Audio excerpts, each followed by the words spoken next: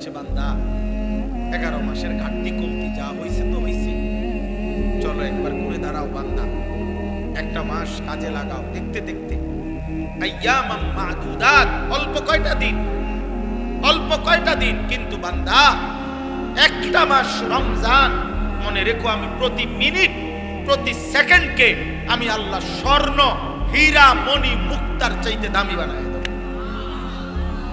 সেজদা দিবা একটা, আমি আল্লাহ গুনবো 70। সেজদা দিবা একটা, আমি কারো জন্য গুনবো 700, কারো জন্য 7000, কারো জন্য 70000, কারো জন্য 7 লাখ, কারো জন্য 70 লাখ, কারো জন্য 7 কোটি, কারো জন্য 70 কোটি, কারো জন্য 70,000 কোটি, কারো জন্য 70 লক্ষ কোটি। খোদার কসম হাদিসে আছে, কারো জন্য আল্লাহ ফেরেশতাকে বলবে, ফেরেশতা তুই পারতি না লিখতি সংখ্যাটা, আমি আসমানওয়ালা রব, আমি লিখবো।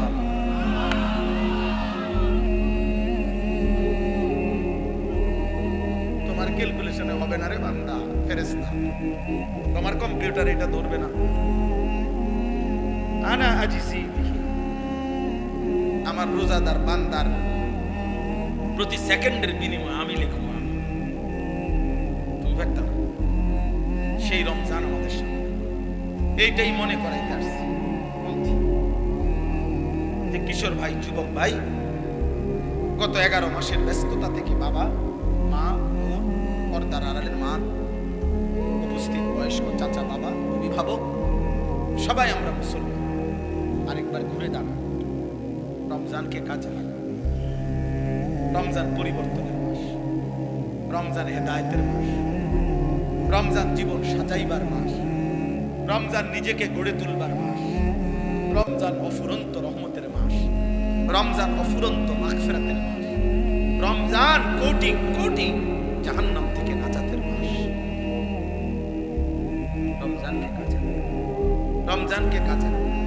সারা বছরের দুনিয়া, উপার্জন, ব্যবসা, চাকরি, সারা বছরের পড়ালেখা, সব কিছুর চাইতে ব্যস্ততা ছেড়ে রমজানকে ভিন্নভাবে সাজান।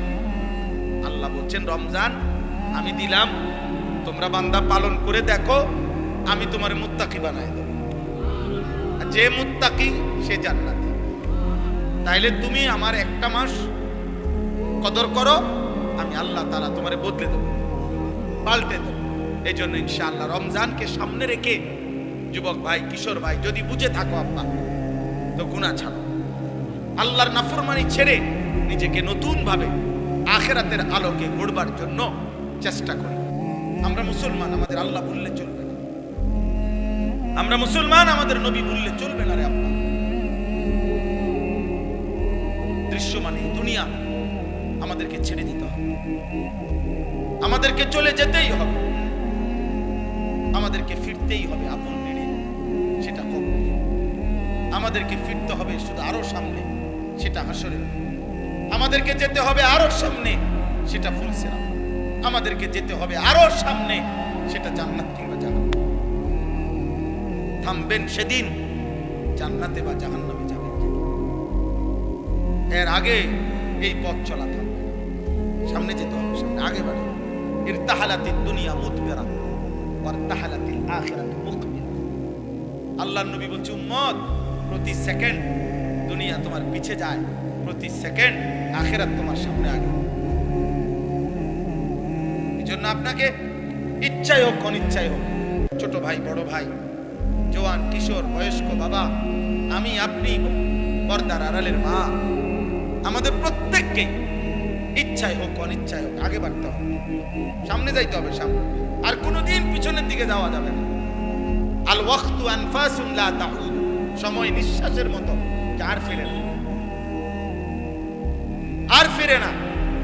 এই জন্য আগামীর সময়টা আপনাদের কাছে এতগুলো কথা বলার অর্থ হলো, আমি আপনাদেরকে বলতে চাই এটা, আমরা আপনারা ভাই ভাই, আমরা আপনারা আপনজন, মুসলিম পরিচয়ধারী, আমরা প্রত্যেকেই আপন। কাল বুনিয়ান, আমরা একটি বিল্ডিং এর মতো, আমরা ভাগ না।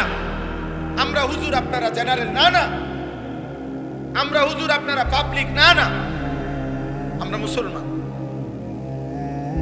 আমরা কি বলেন না কেন, অতএব কিশোর ভাই, নওজোয়ান, একটা একটা ছেলেকে বলি, আব্বা ভাই তুমি আমার মতো হও, মানে আমারে তোমার মতো বানাও। আপন দুই ভাই, আপন মুসলমান, আলাদা হবা কেন? আলাদা হইবা কেন?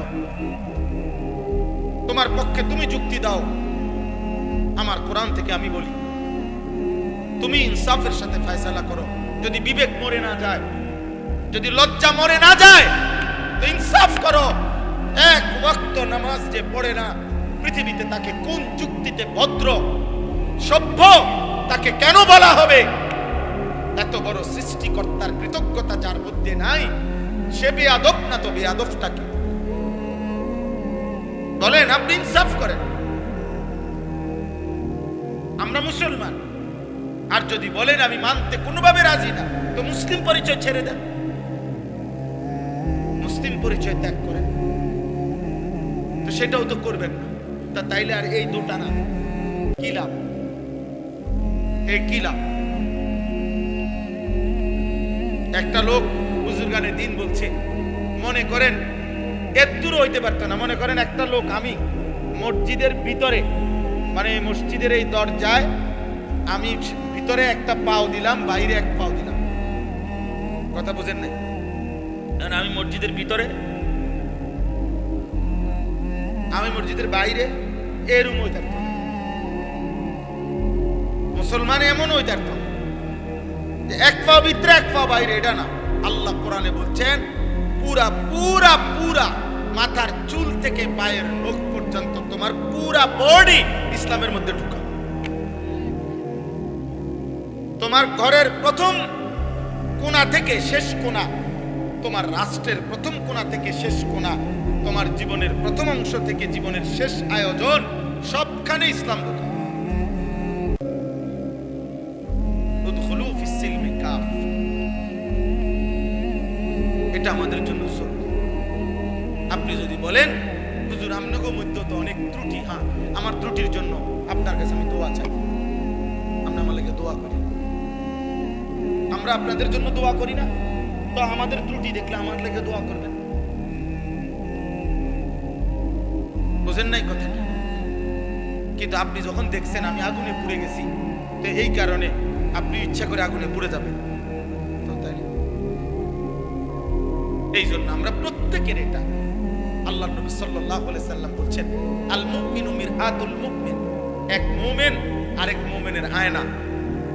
আয়না আয়না আয়নায় দাঁড়াইলে যেমন চেহারার দাগ চিহ্ন স্পট বোঝা যায়, এক মুমিন আরেক মুমিনের সামনে দাঁড়াইলে ওই মুমিনের জন্য তার কল্যাণকামিতা ফুটে ওঠে, তার ক্ষতি, তার গুনাহ, তার নাফরমানি জীবন দেখলে তার কলিজায় ব্যথা ওঠে, তার কলিজায়। আল্লাহ নবী সাল্লাল্লাহু আলাইহি সাল্লাম হাদিসের মধ্যে আছে ওয়া আনা আখিযুন বিহুজাজিকুম, নবীজি বলছে উম্মত আমি চেয়েছি গত 23 বছরে তোমাকে জাহান্নাম থেকে বাঁচাইতে। কেমনে চাইছি, মানে আমার অস্থিরতাটা কেমন ছিল? নবীজি বলছেন মনে করেন এই হাত আওলাদ ভাইয়ের, তো আমি ওনার হাত ধরে বললাম ভাই আপনি ফিরেন, আল্লাহর দিকে আসেন, গুনাহ থেকে বাঁচেন, জাহান্নামের আগুন থেকে বাঁচেন। উনি আমার হাত থেকে টাইনা খুলে ফেললো, আচ্ছা ঠিক আছে এটা সম্ভব। এবার আমি ওনার কাঁধে হাত দিয়ে বললাম না ভাই আপনি এই ভুল করেন না ভাই, এটা গুনাহ, এটা পাপ, আপনি জাহান্নামের রাস্তা থেকে ফিরেন। উনি মনে করেন আমার হাত টান দিয়া কাঁধের থেকেও ফেলে দিছে। এইবার আমি, আমার যেহেতু দিলের মধ্যে পেরেশানি যে আমি ওনারে বাঁচাইতেই হবে জাহান্নাম থেকে, এবার আমি ওনার কোমরের মধ্যে জড়াইয়া ধইরা, কোমরের মধ্যে এরকম জড়াইয়া ধইরা বললাম না রে ভাই তুমি আমারে কুশাও আর কিলাও যাই করো, আমি তোমারে জাহান্নামের আগুনের দিকে যাইতে দেব না, আমি তোমাকে ফেরাইতেই চাই। এই কোমরে জড়াইয়া ধরলে এই বাঁধন খোলা কঠিন না? কথা বলেন না কেন? আল্লাহর কসম, নবীজির হাদিসের অর্থ এটা।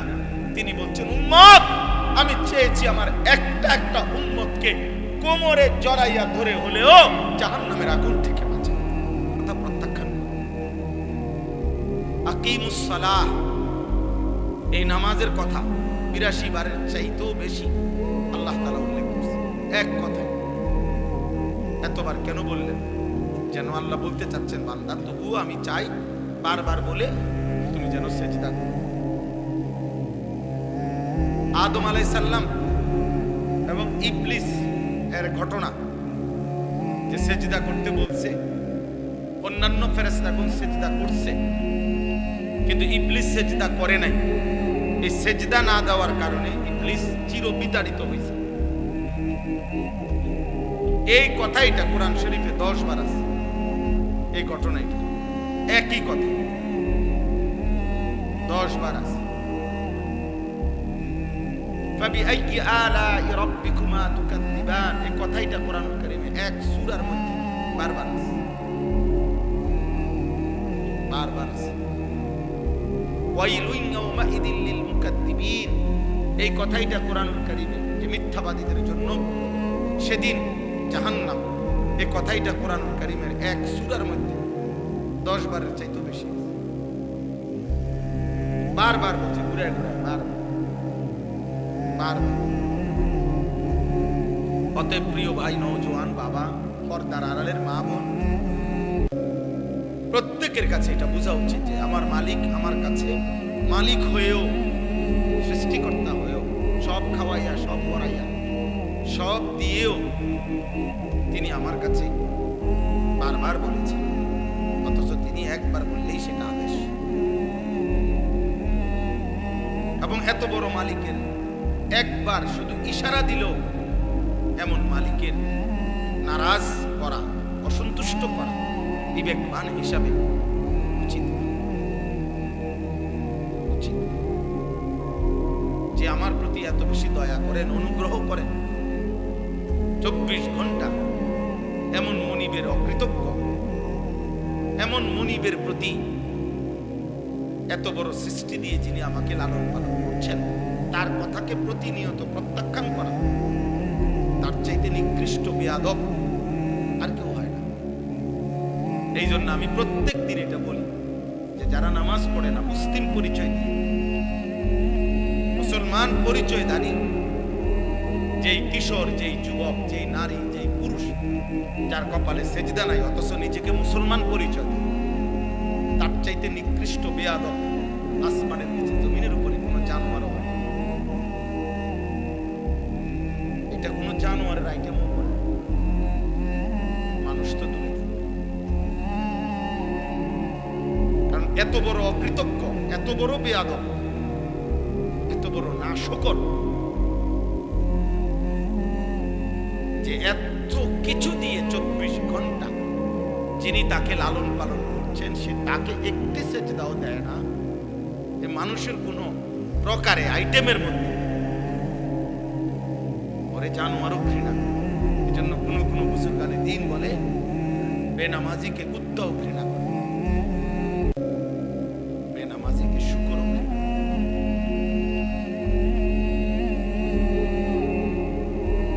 এই জন্য বাবা এটা বোঝা উচিত, আত্মপরিচয় মিলাইবেন। পড়ালেখা আপনারা যেমন করছেন আমরাও করছি, আমরা কোনো ঘোড়ার ঘাস কাটছি। আপনারা যারা স্কুল কলেজে পড়ছেন আমরাও পড়ালেখাই করছি, আমরা সিরিয়াস পাইছি। বাকি আসেন আপনি ভাইয়া মিলান, আপনি পড়ছেন কদ্দুর, আমরা পড়ছি কদ্দুর, চলেন আসেন। 16 বছর আপনি পড়ালেখা করে মালিক চিনলেন না, কি ঘোড়ার ঘাস কাটলেন? 16 বছর জ্ঞান অর্জন করেও বুঝলেন না যে সৃষ্টিকর্তাকে সেজদা দেওয়া উচিত। আমি তো 6 বছর বয়সে মুক্তবে থাকতেই বুঝছি আল্লাহকে সেজদা দেওয়া উচিত। আলহামদুলিল্লাহ, আমাদের নুরানি মাদ্রাসার নুরানির বাচ্চাও তো বুঝে, আমাদের মাদ্রাসাগুলোতে যে বাচ্চা পড়ে 6 বছরে, বয়ও তো বুঝে যে মুসলমান আমি, পিচ্ছি বাচ্চাটাও বুঝে 5 ওয়াক্ত নামাজ পড়তে হবে। আর 18 বছরের এই দামরা, 24 বছরের এই দামরা ওই পড়লো, ওর বাপ এরে কি শিখাইলো, ওর প্রতিষ্ঠানে ওই কি শিখলো, ওই 18 বছর বয়সও বুঝে না যে সেজদা দিতে হয়। আলহামদুলিল্লাহ, আমাদের 6 বছরের বাচ্চা 5 ওয়াক্ত নামাজ পড়ে এবং প্রতিদিন পড়ে, জামাতের সাথে পড়ে। আমাদের 12 বছরের বাচ্চা হাফেজে কোরআন, আল্লাহর কোরআন পুরাটা কলিজার মধ্যে ধারণ করে। তার লগে কি তুলনা দিবে? জেনারেল শিক্ষিত কোন লোক কোরআন সুন্নাহ যারা পড়ে তাদের সমমর্যাদার ধারে কাছেও তো আসার সুযোগ নেই, কোন সুযোগে। যদি বলেন টাকা বেশি রোজগার করে, না, জেনারেল শিক্ষিত লোক টাকা বেশি রোজগার করে না। টাকা আল্লাহ নির্দিষ্ট ব্যক্তিকে আল্লাহর বন্টন, কাউকে আল্লাহ সম্পদ বেশি দেয়, কাউকে আল্লাহ সম্পদ কম। এটা জেনারেল ও জেনারেল লইয়া কথা। এটা হুজুরদের টাকা কম আর জেনারেল শিক্ষিতদের টাকা বেশি, আপনি এই মোটা দাগে ভাগ করে নিলে হতো না। বুঝেন না আপনি কথা? এইভাবে ভাগ করে নিলে হতো না। তাইলে এই দেশে সারা বাংলাদেশে যারা ভিক্ষা করে এরা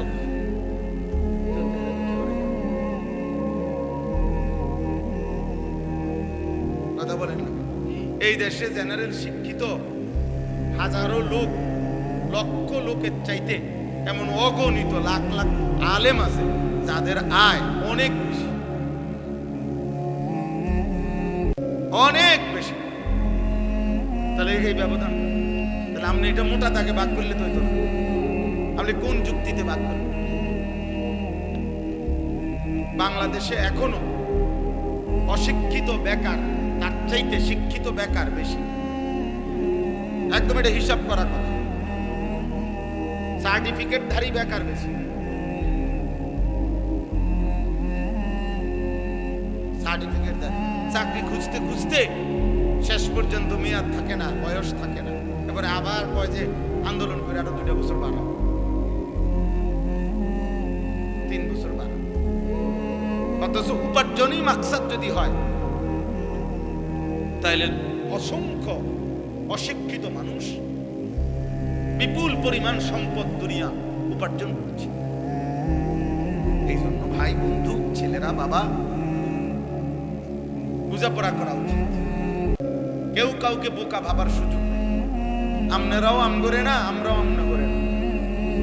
কারণ আলহামদুলিল্লাহ স্কুলে পড়েন আর মাদ্রাসায় পড়ি, ভাত খাইয়েই বড় চিরা খাইয়া। আমনে যে দূর পৃথিবী চিনেন এদূর আমরাও চিনি।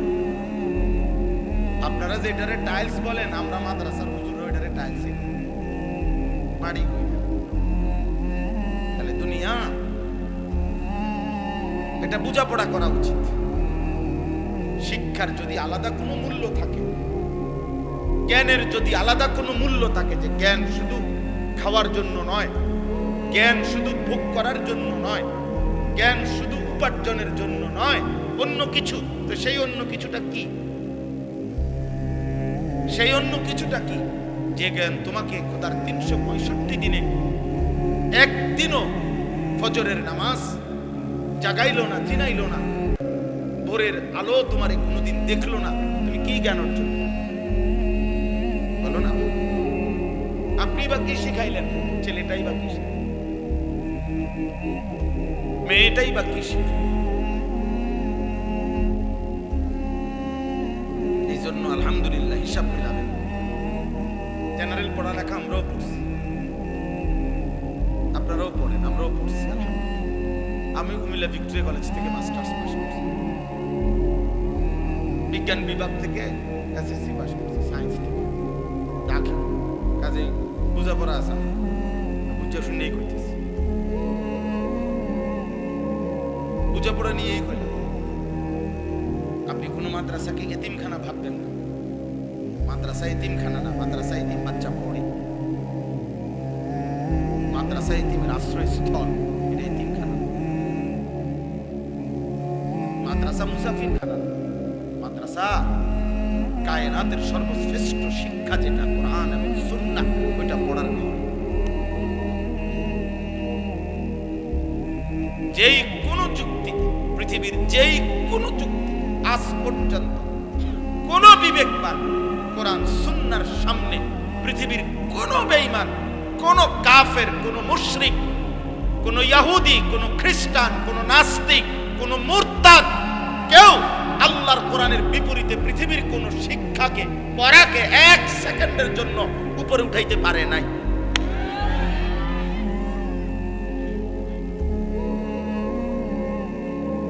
মেশিনের পর মেশিন বানাইলে এটা অনেক কিছু, না না, এটা মেশিনে না। আপনি এটা রেখে আশ্চর্য কিছু মনে করে লাইছেন, এটা মেশিনে না। তো মেশিনে কে আশ্চর্য কি? এটা দ্রুত চলে, তো কি যে চলে, দ্রুত চলে, বুঝেন না? এটা তো প্রযুক্তির আধুনিকতা, মানে কি? এটা তো অনেক কিছু কি আছে। মনে করেন এটা এখন 3G ছিল, ওটা 4G হয়েছে, তো কি হয়েছে? 4G এখন 5G হয়েছে, মানে আর একটু গতি বাড়ছে, আর তো এতে কি হয়েছে? আশ্চর্য হয়ে গেল অনেক কিছু আল্লাহর কোরআনের সামনে, রাসূলুল্লাহ সাল্লাল্লাহু আলাইহি সাল্লামের হাদিসের সামনে। বুঝেন নাই কথা?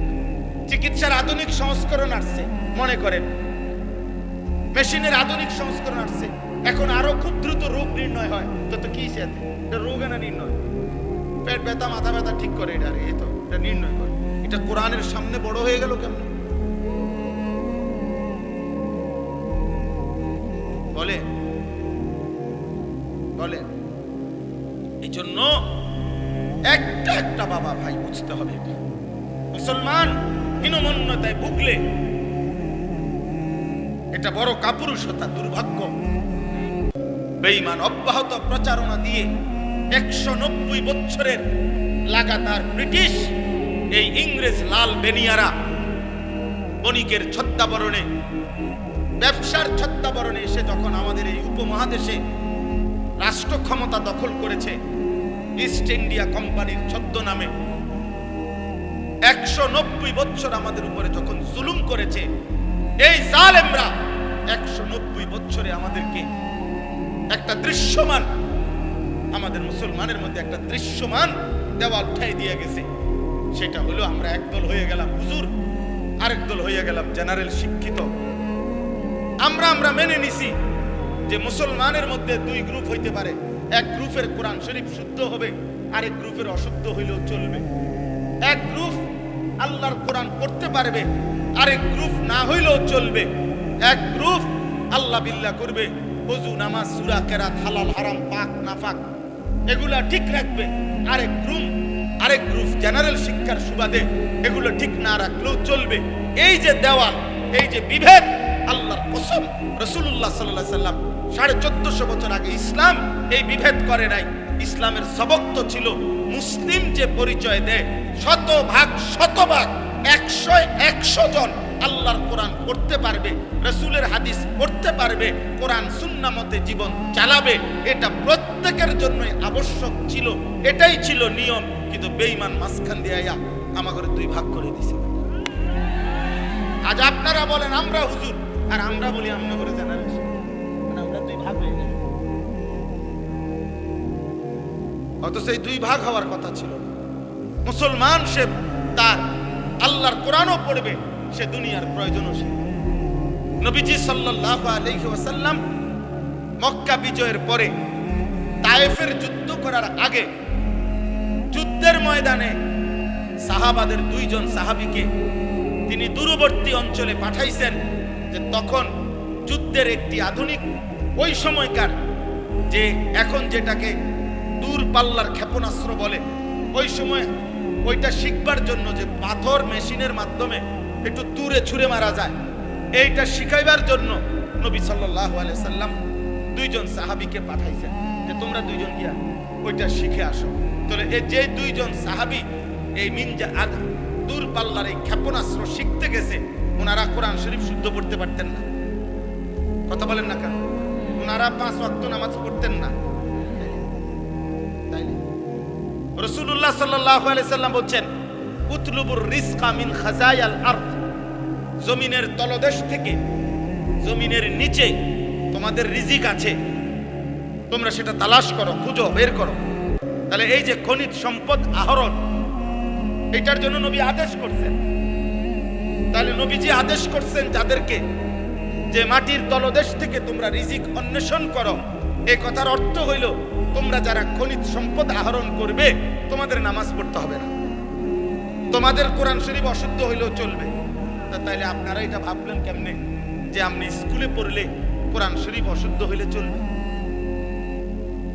আপনারা এটা মেনে নিলেন কেন? যুবক ভাই, তোমরা এটা মেনে নিলা কেন? তোমাদের তোমার বিবেককে তুমি প্রশ্ন করো। স্কুলে পড়া তো অপরাধ কেউ বলে নাই। বাংলা, অঙ্ক, ইংরেজি, পদার্থ, জীববিজ্ঞান অপরাধ তো কেউ বলে নাই, পাপ তো বলে নাই, কেউ গুনাহ বলে নাই। কিন্তু মালিক ভুললা কেন? 2 রাকাত নামাজ সুন্দরভাবে পড়তে পারো না কেন? ওযুর ফরজ, গোসলের ফরজ সুন্নাত মোতাবেক করতে পারো না কেন? আত্তাহিয়াতু, দুরূদ শরীফ, দোয়ায়ে মাসুরা, দোয়ায়ে কুনুত হুজুরদের মতো শুদ্ধ করতে পারবে না? বাবার মৃত্যুতে, মায়ের মৃত্যুতে, আপনজনের মৃত্যুতে জানাজার দোয়া, আল্লাহুম্মা গফির লি হাইয়িনা ওয়া মাইয়িতিনা, এই দোয়া করতে পারবেন না কেন? এই দোয়ার যেই ফজিলত, আল্লাহর কসম সারা পৃথিবীর 1 কোটি মৌলবী, কাবা শরীফের ইমাম, মসজিদে নববীর ইমাম সবাই যদি দাঁড়াইয়া আলগা মুনাজাত করে, এরকম 1 কোটি হুজুরে মুনাজাত করা, তার চাইতে আমার রাসূলের জবান দিয়া মৃত ব্যক্তির জন্য যে দোয়াটা উচ্চারিত হয়েছে, এটার দাম কোটি কোটি গুণ বেশি উঠে বেটা। কারণ এটা নবীজি পড়ছে, আল্লাহুম্মা গফির লি হাইয়িনা ওয়া মাইয়িতিনা ওয়া শাহিদিনা ওয়া গায়িবিনা, এটার দাম বেশি,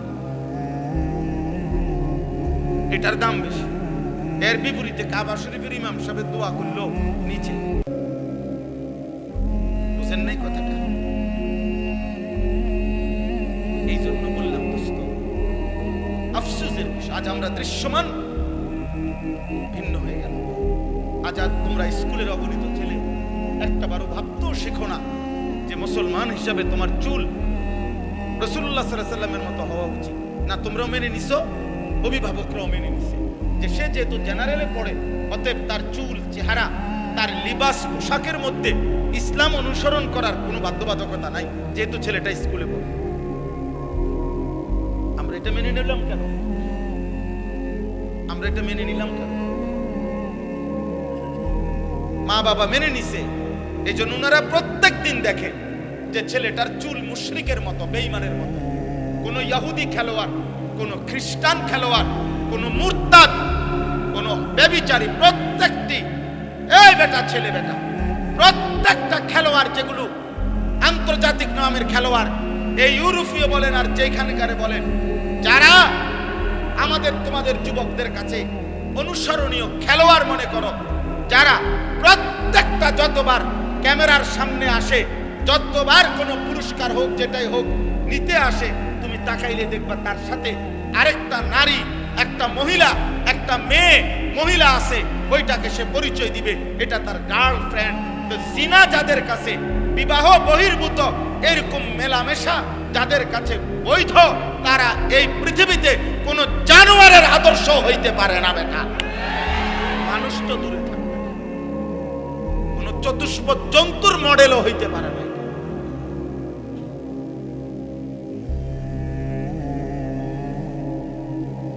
সে প্রকাশ্যে মহিলাকে নিয়ে সে ছবি তুলতেছে, ক্যামেরায় পোজ দিতেছে, এটা তার গার্লফ্রেন্ড। ছি ছি ছি, ঘৃণা হওয়া উচিত বেটা রুচির উপরে, বেটা রুচির উপরে ঘৃণা হওয়া উচিত। হায়া, লজ্জা এক মানুষের সৃষ্টিগত নিয়ামত, আল্লাহর দান এটা। যার হায়া ছিনিয়ে নেয়, যার লজ্জা ভেঙে যায়, আল্লাহ রাসূল বলেছে ফাসনা মা শিতা, এবার তোমার আচরণ জানোয়ারের মতো, যেমন চায় তাই কর। যা, এটা তোর যেহেতু লজ্জা নাই, তুই খারাইয়া মুতলে কি আর বইয়া মুতলে কি, তুই রাস্তার ধারে মুতলে কি আর মানুষের চোখের সামনে মুতলে কি। পাশে দিয়া মানুষ যাইতেছে, মহিলা যাইতেছে, পুরুষ যাইতেছে, সিএনজি যাইতেছে, ওই এখানে বসে হিসাব করতেছে। ধরেন তার কত বড় নিকৃষ্ট রুচি, কি তারে পড়াইলো, কে কি করলো, তে এই বাচ্চাটা কি পড়লো। ছি ছি ছি ছি ছি ছি বেটা, থু বেটা, ওই বিবেকের উপরে ছি বেটা।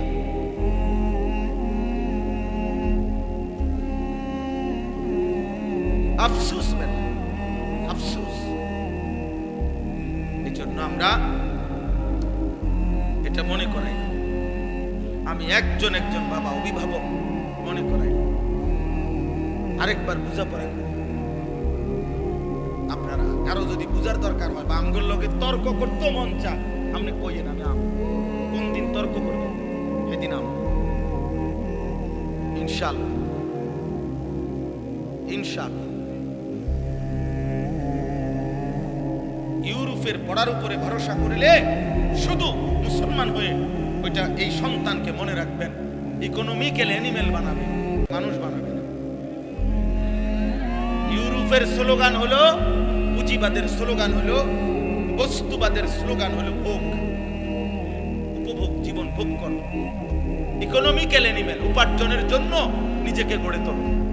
কেমনে পড়লে, কি শিখলে, কি করলে, আর কোন পলিসি অ্যাপ্লাই করলে 1 লাখ টাকা উপার্জন হবে, আরো পলিসি খাটাও, এবার মাসে 3 লাখ টাকা আসবে, আরো পলিসি খাটাও, পরিশ্রম আরো বাড়াও, এবার মাসে 10 লাখ টাকা ইনকাম হবে, আরো পলিসি নাও, তুমি একসাথে 3 কোটি টাকা ব্যাংক লোন নাও, তারপরে ফ্যাক্টরি খুলে দাও, এবার মাসে 1 কোটি টাকা আসবে। তুমি একসাথে, আমার ওই দিন বলছি হুজুর, আমি দোয়া করতাম, আমার একদিন একজনে কইছে ওনাদের কোম্পানি কিছুদিন আগে 1200 কোটি টাকা লোন নিছে, 1200 কোটি টাকা। আমি দোয়া করতাম, এটার লাগে আমি ব্যাককল পাইছি আমারে। হ্যাঁ, আপনি আমার ব্যাককল ঠাউরাইছেন, আমি আপনার মতো হারাম করার জন্য দোয়া করতাম। হ্যাঁ,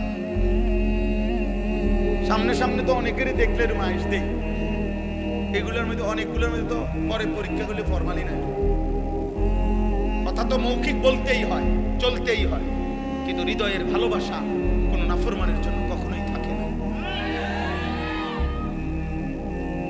আল্লাহ রাসূল সাল্লাল্লাহু আলাইহি ওয়াসাল্লাম বলেছে, লা তুসাহিব ইল্লা মুমিনা, মুমিন ছাড়া কাউকে বন্ধু বানায় না।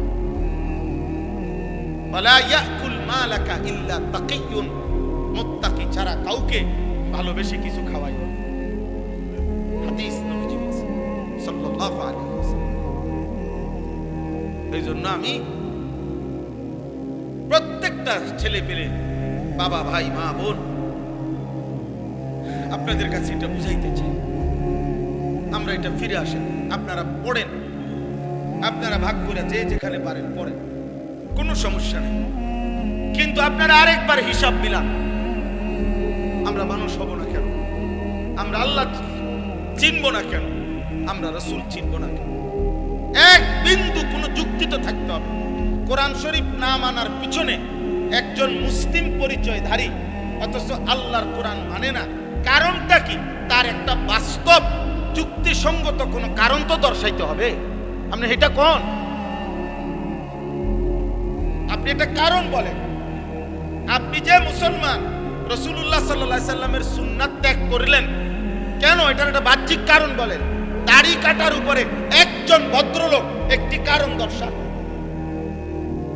একটা লোক, একটা চ্যালেঞ্জ করলাম যে এর কোন ন্যূনতম, রাসূলুল্লাহ সাল্লাল্লাহু আলাইহি সাল্লাম শতবার দাড়ি লম্বা করতে বলছে, দাড়ি লম্বা করতে বলছে, দাড়ি লম্বা করতে বলছে। এখন আপনি যে কাটলেন, আমি আপনার লোকের তর্ক করছি না, আপনার লজ্জাও দিচ্ছি না, কিন্তু আপনার কাছে কোনো এটার উপরে দলিল ভিত্তিক যুক্তিসঙ্গত কোনো কারণ আছে কিনা সেটা পেশ করে। আপনি থাকলে এখন দাঁড়াইয়া বল, আমি শুনি যে এর কোনো ন্যূনতম কোনো উপকার পৃথিবীর কোনো চিকিৎসা বিজ্ঞান, কোনো দার্শনিক, কোনো পণ্ডিত, কোনো বুদ্ধিজীবী, কোনো গবেষণাগারে প্রমাণিত হয়েছে? কোথায় সেটা? কোথায় সেটা? কি নাই, কোথাও কারো কাছে নাই, আমি শুনি নাই। এরপর আমি বহুত লোকের জিজ্ঞাসি, বহুত জেনারেল শিক্ষিত, একেবারে উচ্চ শিক্ষিত লোক আলহামদুলিল্লাহ আমাদের সাথে সম্পৃক্ত আছে, মহব্বত করে, জিজ্ঞাসি, স্যার আপনি বলেন, বাইর করে দেন, আপনি গবেষণা করে বাইর করে দেন, দাড়ি কাটার উপরে সৌন্দর্য, অথবা দাড়ি কাটলে দাড়িওয়ালা মানুষের চাইতে দাড়ি কাটুন না মানুষের এক সুতা একটু বেশি সুন্দর দেখা যায়, এটার উপরে যুক্তিটা কি? এটার উপরে একটা অথেন্টিক কথা বলেন যে এটা কোন যুক্তিতে বোঝা গেল যে হুজুর এই আলোকে প্রমাণিত হয়েছে যে দাড়িওয়ালার চাইতে দাড়িবিহীন মানুষের সৌন্দর্য বেশি ফুটে ওঠে? এটা কি, সেটা যুক্তিটা কি বলেন? কিন্তু দাড়িওয়ালা সুন্দর দাড়িবিহীন মানুষের চাইতে, এ কথার উপরে আমি দলিল দিতে পারবো। আপনারটার উপরে আপনি দেন, আমি দিব কি লাগে? আপনারটা আপনি বাইর করেন, আমারটা আমি করব। এই পৃথিবীতে 1450 বছরে লক্ষ লক্ষবার প্রমাণিত হয়েছে রাসূলুল্লাহ সাল্লাল্লাহু আলাইহি সাল্লাম ওনার সাহাবায়ে কেরাম 1 লক্ষের চাইতে বেশি সাহাবী রাতে দিনে সকালে দুপুরে দিবানিশি নবীজিকে দেখছেন হাজার হাজার বার, লক্ষবার। প্রত্যেকেই অকপটে সাক্ষ্য দিছেন, যতবার নবীজিকে দেখছি খোদার কসম এর চাইতে সুন্দর এই গোটা সৃষ্টিতে আর কাউকে দেখিনি। তাহলে বুঝা গেল দাড়িওয়ালা চেহারা লক্ষের চাইতে বেশি সাহাবীর দৃষ্টিতে সুন্দর, অনুসারীদের দৃষ্টিতে সুন্দর। 1 2 কুরআনুল কারীমের মধ্যে আছে ওয়াদুহা ওয়াল লাইলি ইযা সাজা। এই শব্দের 2 তাফসীর। এক তাফসীর হলো ওয়াদুহা শব্দের অর্থ হলো আল্লাহ তাআলা বলেন, হে বন্ধু আমার, আপনার এই পবিত্র চেহারা, যে চেহারা আলোকোজ্জ্বল, আপনার এই সুন্দর আলোকোজ্জ্বল নূরানী পবিত্র আলোকিত সুন্দর চেহারার আমি আল্লাহ কসম করছি। রাসূলুল্লাহ সাল্লাল্লাহু আলাইহি ওয়াসাল্লামের চেহারা মুবারকের কসম আল্লাহ করছেন। তাইলে আল্লাহর কাছে এই চেহারা যদি সুন্দর না হয় তাহলে তিনি কসম করছেন কেন? আর নবী সাল্লাল্লাহু আলাইহি ওয়াসাল্লামের চেহারা মুবারক দাড়িওয়ালা ছিল না দাড়িবিহীন? খালাস। একটা দাম ওই দেখেন, ওই আপনারা দেখেন ওনার পিছনে 3 জন মুরব্বি বসে। দেখেন দেখেন ভাই, তোমার পিছনে দেখো, তুমি ঠ্যাঙ্গালগি দিয়ে দাঁড়াও, মোবাইলে কষ্ট হইতেছে তো তোমার ছবি উড়ে পায়ের উপরে ভর দিয়া ছবি উড়ে গেছে। তুমি একটা বাঁশ আনো, না না লজ্জা না দিলে হবে না। কেন? আমি সুন্দরভাবে নিষেধ করছিলাম না? কথা বলেন না কেন? আমি কি মহব্বতের সাথে বলছিলাম কিনা? তাহলে না বলেও না হুজুর আমি আপনার কথা মানতাম না, তো চলে গেলে বাবা। আমি তো শুরুতেই বলছি আমি ব্যক্তিগতভাবে কোনো প্রার্থী না। আমি আগের থেকে এই তবিয়ত, আমি দিল থেকে বলতেছি, বিশ্বাস করে। আমি বিশ্বাস করি আমার জনসমর্থন দিয়ে আমি করব। আমি তো ভোটে দাঁড়াইছি, আমি কোনো মার্কার পক্ষে কোনো প্রচারণাও করি না, কোনো সময় না, কোনো সময় না। কোনো মার্কার পক্ষে আপনি আমার প্রচারণা পাবেন না, আমি করি না, আমি এটি বুঝি না। একজনের সব বুঝতে হবে এটা জরুরিও। তাহলে আমি এত জনসমর্থন তো দরকার নেই। আমি বিশ্বাস করি একজন মানুষকেও আল্লাহর কথা বললে সওয়াব হয়। হয় একজনকে আল্লাহর কথা বললে সওয়াব হয়নি, তো আমার সওয়াব দরকার, আমার নেকি দরকার। আমি সংখ্যা দিয়ে করবো। আমার অনেক সময় অনেকে বলে না আমগো মানুষ হুজুরে, হ্যাঁ হুজুর ওয়াজ তো করেন আপনারা, হেদায়েত হয় কয়জন? না না, আমার গোনার দায়িত্ব না, না এটা আমার দায়িত্ব দেয় নাই, গুনাহ আমাদের দায়িত্ব। আমি যদি আমগুড়ি গনি তো এই ডান কাঁধে বাম কাঁধে ফেরেশতা গোটাগো কি কাম? আমা তো উনা করে রাখলো কেন? হ্যাঁ তো ওনারা না গুনবো, হিসাব করবো কারা? এরা। তো গুনাহ আমার দায়িত্ব, আমার দায়িত্ব মেহনত, আমার দায়িত্ব বলে যাও। এরপরে দ্বিতীয়ত আল্লাহর নবীকে আল্লাহ বলছে, বন্ধু আমনের পিছনের দিকে তাকানোর দরকার নেই, আপনি শুধু বলতে থাকেন, চেষ্টা করতে থাকেন, দাওয়াত দিতে থাকেন। হেদায়েত দেব কাকে? ফয়সালা সম্পূর্ণভাবে একক আমি আল্লাহর হাতে। আমি যদি ঈমান দেই কেউ ফিরাইতে পারবে না, আমি যদি না দেই বন্ধু, আপনি বন্ধু বললেও দেব না। আরে নবী বলার পরও দেয় না ঈমান।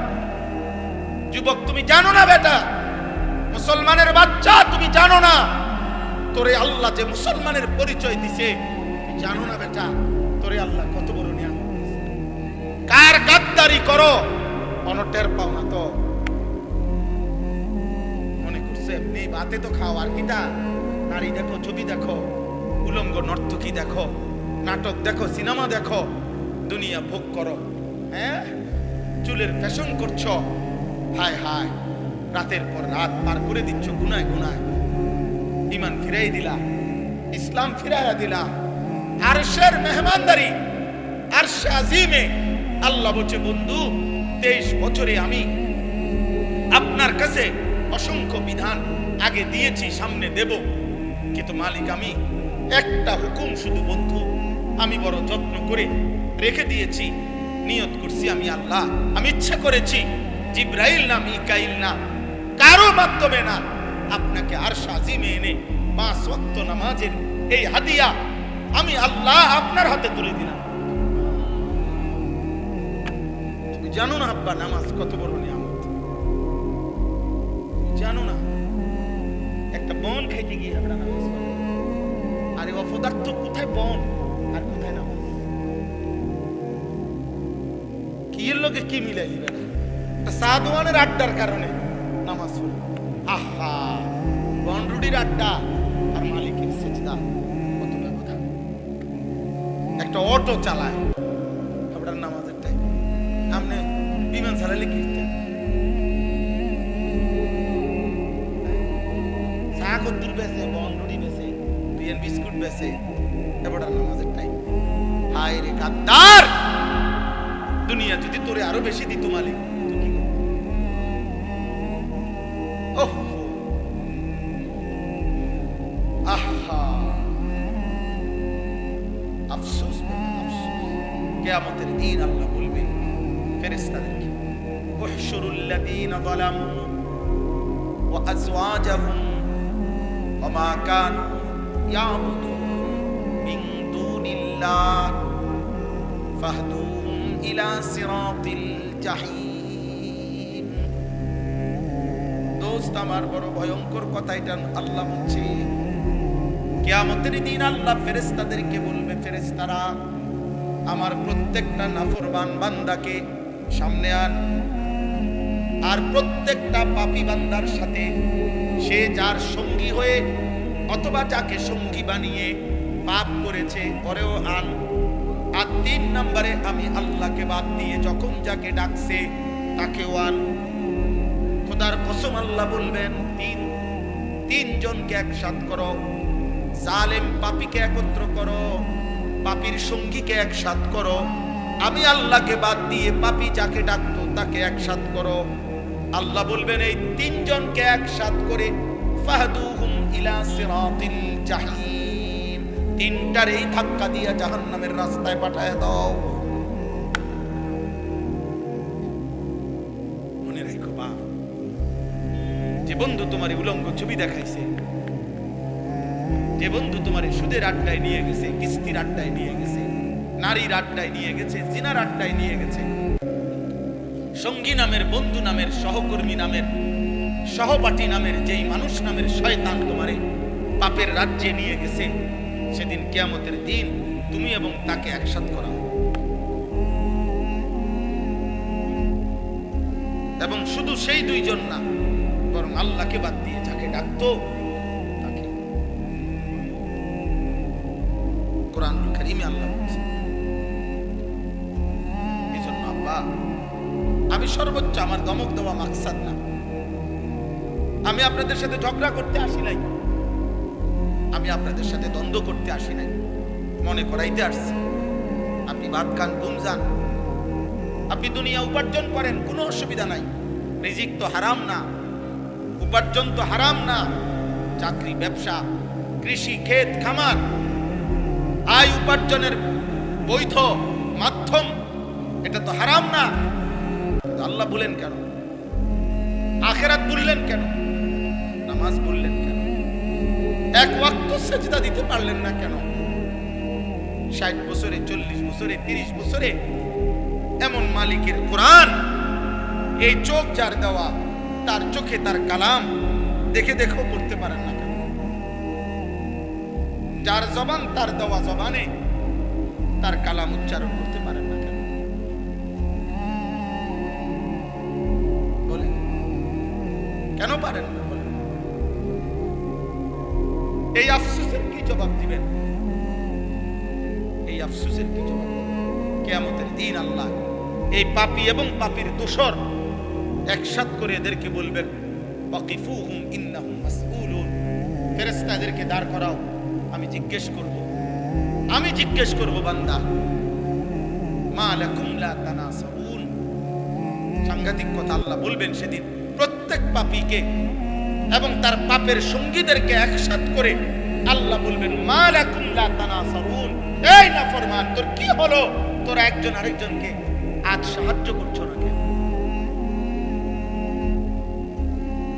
সেদিন না বলছিলা তুমি, দোস্ত তুই নিশ্চিন্ত থাক, আমি তোর পাশে আছি। আল্লাহ বলেন, সেদিন না বলছিলা দুনিয়াতে, আজ তাকে সাহায্য করছো না কেন? মা লাকুম লা তানাসাবুন, কি হলো তোমাদের পরস্পরকে সাহায্য করছো না কেন? বাল হুমুল ইয়াউমা মুস্তাসলিমুন, আল্লাহ বলে না, আজ আর কেউ সাহায্য করবে না, বরং প্রত্যেকেই আমি আল্লাহর সামনে মাথা নুয়ে পড়বে। স্যারেন্ডার, নেতাও স্যারেন্ডার, কর্মীও স্যারেন্ডার, বন্ধুও মাথা নুইবে, সহযোগীও মাথা নুইবে, প্রত্যেকেই মাথা নুয়ে ফেলবে। পাপীও, পাপের সঙ্গীও, পাপ কাজের সহযোগিতাকারীও।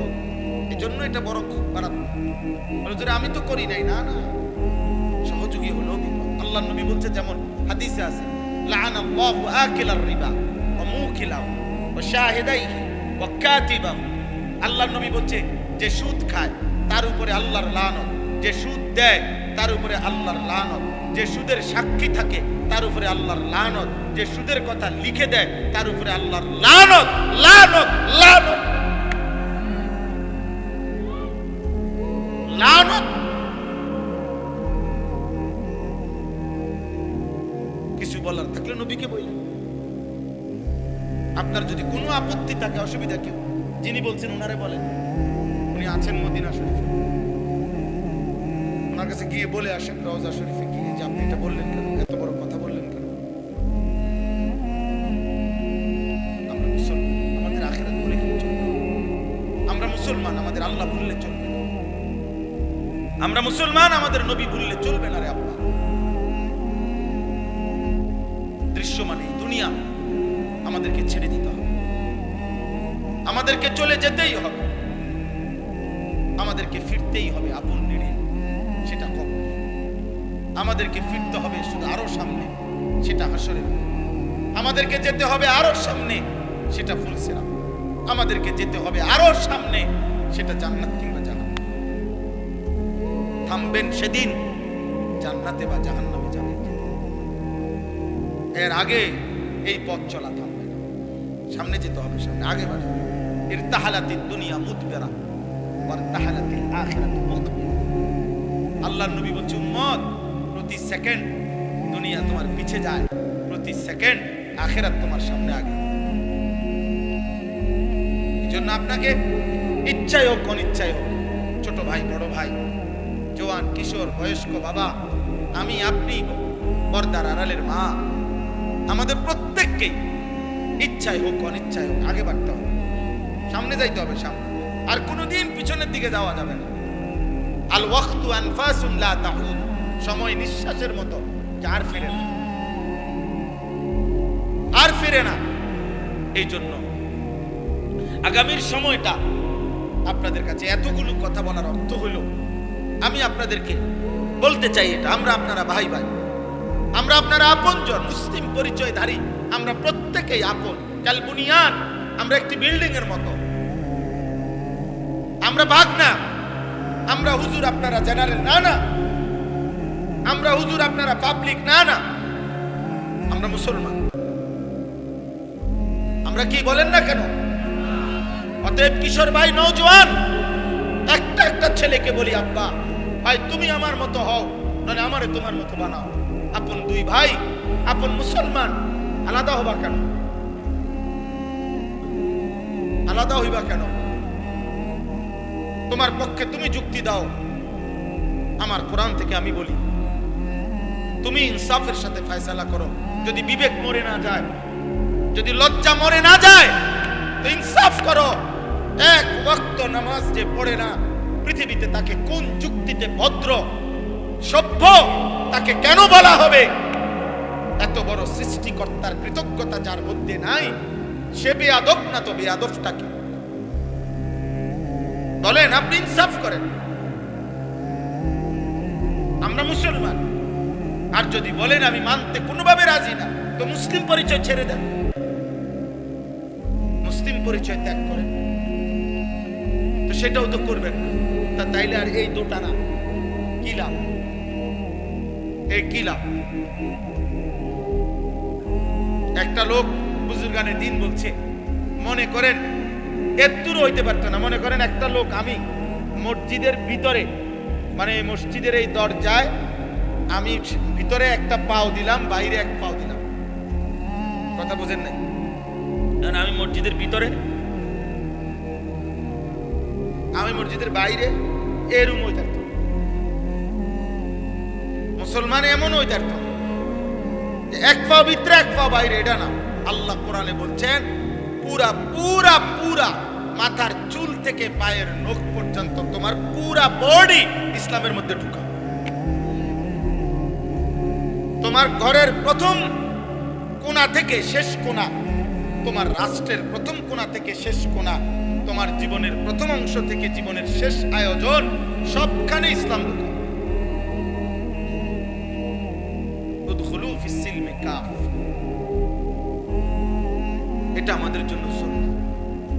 আপনি যদি বলেন হুজুর আমনগো মধ্যে তো অনেক ত্রুটি, হ্যাঁ আমার ত্রুটির জন্য আপনার কাছে আমি দোয়া চাই, আপনি আমার লাগে দোয়া করি। আমরা আপনাদের জন্য দোয়া করি না? তো আমাদের ত্রুটি দেখলে আমার লাগে দোয়া করবেন,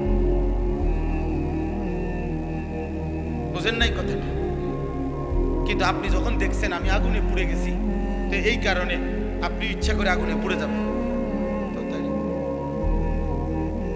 এই জন্য আমরা প্রত্যেকের এটা, আল্লাহ নবী সাল্লাল্লাহু আলাইহি সাল্লাম বলছেন আল মুমিনু মিরআতুল মুমিন, এক মুমিন আরেক মুমিনের আয়না।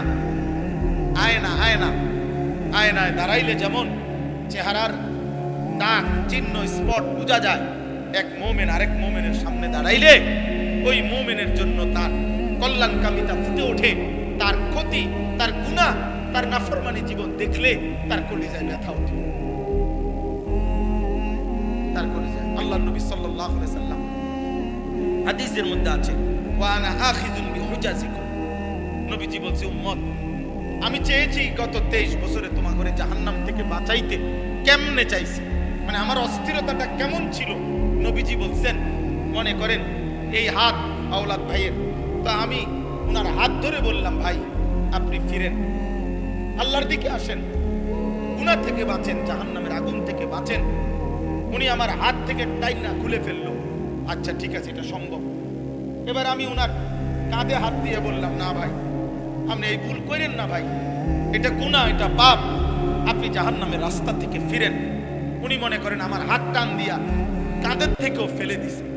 এইবার আমি, আমার যেহেতু দিলের মধ্যে পেরেশানি যে আমি ওনারে বাঁচাইতেই হবে জাহান্নাম থেকে, এবার আমি ওনার কোমরের মধ্যে জড়াইয়া ধইরা, কোমরের মধ্যে এরকম জড়াইয়া ধইরা বললাম না রে ভাই তুমি আমারে গুসাও আর কিলাও যাই করো, আমি তোমারে জাহান্নামের আগুনের দিকে যাইতে দেব না, আমি তোমাকে ফেরাইতেই চাই। এই কোমরে জড়াইয়া ধরলে এই বাঁধন খোলা কঠিন না? কথা বলেন না কেন? আল্লাহর কসম, নবীজির হাদিসের অর্থ এটা। তিনি বলছেন উম্মত আমি চেয়েছি আমার একটা একটা উম্মতকে কোমরে জড়াইয়া ধরে হলেও জাহান্নামের আগুন থেকে বাঁচাও।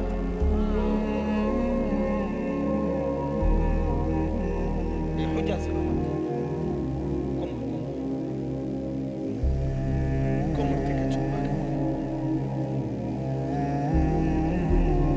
আবু জেহেলকে নবী সাল্লাল্লাহু আলাইহি সাল্লাম তারিখে ইবনে খাল্লিকানের মধ্যে আছে 4000 বার নবী শুধু আবু জেহেলকে কালেমার দাওয়াত দিয়েছে। 4000, জি জি 4000, 4000 কি পরিমাণ চেষ্টা করছে। 950 বছর নূহ আলাইহিস সালাম মানুষকে জাহান্নাম থেকে ফিরাইতে চাইছে।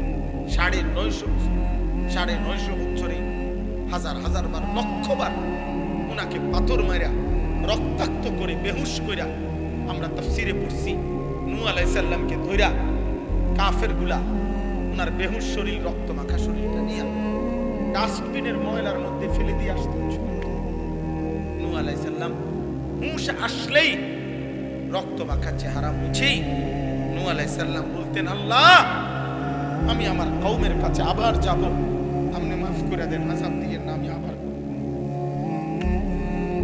950 বছর পরে আল্লাহ জানাইছে আর ইমানদার হবে না কেউ।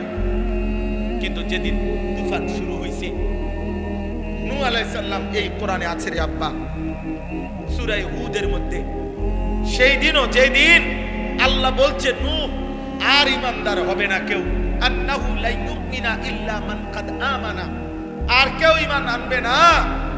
কিন্তু নূহ আলাইহিস সালামের কলিজার ব্যথা, সেদিনও যেদিন তুফান শুরু হয়ে গেছে, ওয়াফারাত তান্নুর, চুলার থেকে পানি উঠে গেছে, চারিদিকে পানি শুরু হয়ে গেছে, আল্লাহর কসম সেদিনও নূহ আলাইহিস সালাম আসমানওয়ালা মালিকের কাছে বলছে, আল্লাহর সামনে বলছে, নিজের ছেলেটাকে কেনানকে ডাক দিয়া বলছে, আব্বা আমি, হে আমার সন্তান, আজ 950 বছর আমি বলে গেছি রে বাপ, 950 বছরের এক পিতা আমি, ক্লান্ত শ্রান্ত, আমার মালিক বলে দিয়েছে আর ঈমান দিবে না, তবুও আমি শেষবারের মতো আর কোনোদিন বলবো না, আর কোনোদিন পৃথিবীতে কাউকে ডাকবো না রে আব্বা, এই শেষবারের মতো তুমি সন্তান, তোমাকে বলছি আব্বা, ইয়া বুনাইয়া কাম মা'ানা ওয়ালা তাকুম মা'আল কাফিরিন, হে আমার সন্তান, ঈমানদারদের সঙ্গী হও, কাফেরদের সঙ্গী হও না।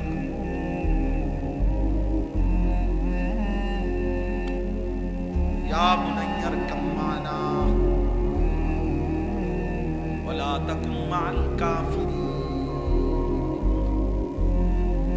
নূহ আলাইহিস সালাম বলছে, পুত, ঈমানদারদের সঙ্গী হও, কাফেরদের সঙ্গী হও না। ইব্রাহিম আলাইহিস সালাম ওনার আব্বাকে হাজার হাজার বার বলছে, ইয়া আবাতি, ইয়া আবাতি, ইয়া আবাতি, হে আমার আব্বা, ঈমান আনেন আব্বা, ঈমান আনেন। আব্বা কালিমা পড়েন, আল্লাহকে মানেন। ইয়া আবাতি লা তা'বুদিশ শাইতান, হে আমার পিতা, আপনি শয়তানের গোলামি করেন না। ইয়া আবাতি ইন্নী আখাফু আন ইয়ামাসসাকা আযাবুম মিনার রাহমান, হে আমার আব্বা, ঈমান ছাড়া যদি কবরে যান, আমার আল্লাহর আযাব আপনাকে ঘিরে ফেলবে। এইভাবে এক পিতা তার বাপকে জাহান্নাম থেকে বাঁচাইতে চাইছে, এক বাপ তার ছেলেকে জাহান্নাম থেকে বাঁচাইতে চাইছে, বারবার বলেছে, বারবার বারবার বারবার বারবার। আপনি মুসলমান বাপ হয়ে ছেলেটা এক ওয়াক্ত নামাজ পড়েন, আপনি কেমনে মেনে নিলেন? আপনি মুসলমান স্বামী হয়ে আপনার স্ত্রী একদিনও পর্দা করে না, হায় মুসলমান স্বামী, আপনি কেমনে মেনে নিলেন? আপনি মুসলমান অভিভাবক হয়ে আপনার ঘরে প্রতিদিন রঙিন টেলিভিশনে নর্তকী নাচে, আপনি ঈমানদার কেমনে মেনে নিলেন? কেমনে মেনে নিলেন বাপ? আল্লাহ আমাদেরকে মাফ করুন, আল্লাহ আমাদের কলিজার মধ্যে বুঝ দান, আল্লাহ আমাদের হৃদয়ে ঈমান দান। একটা একটা ছেলে বুঝতেছে। এই আমার কথা শেষ। রমজান সামনে, আমার এতগুলো কথা বলার উদ্দেশ্য এটাই। মাহে রমজান সামনে, আল্লাহ যেন বলছে, বান্দা 11 মাসের ঘাটতি কমতি যা হয়েছে তো হয়েছে, চলো একবার করে দাঁড়াও বান্দা, একটা মাস কাজে লাগাও। দেখতে দেখতে আইয়ামাম মা'দুদাত, অল্প কয়টা দিন, অল্প কয়টা দিন, কিন্তু বান্দা একটা মাস রমজান, মনে রেখো আমি প্রতি মিনিট প্রতি সেকেন্ডকে আমি আল্লাহ স্বর্ণ হীরা মণি মুক্তার চাইতে দামি বানায় দেব।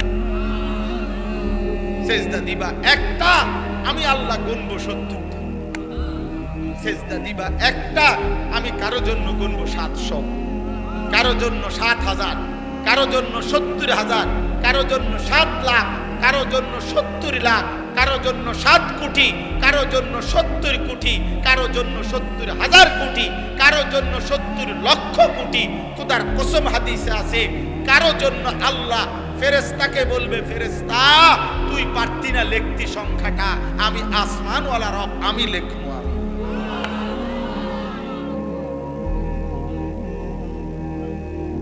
তোমার ক্যালকুলেশনে হবে না রে বান্দা, ফেরেশতা তোমার কম্পিউটার এটা ধরবে না।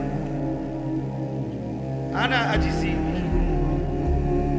আমার রোজাদার বান্দার প্রতি সেকেন্ডের বিনিময়ে আমি লিখব।